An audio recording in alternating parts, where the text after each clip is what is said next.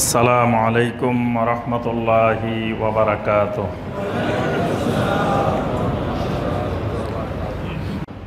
৬ নম্বর যে বৈশিষ্ট্যটা ওয়াতাসদুকুল হাদিস, আপনি সবসময় সত্য কথা বলেন। সুবহানাল্লাহ, এটা তো নবী সাল্লাল্লাহু আলাইহি ওয়াসাল্লামের গুরুত্বপূর্ণ একটা বৈশিষ্ট্য।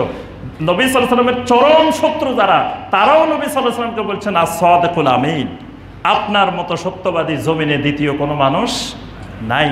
এটা সবার স্বীকৃতি যে আপনি যেমন কথায় সত্যবাদী, আপনার কাজে সত্যবাদী, আপনার ওয়াদায় সত্যবাদী, সর্বক্ষেত্রে আপনি সত্যবাদী। এটা একজন মুমিনের বৈশিষ্ট্য।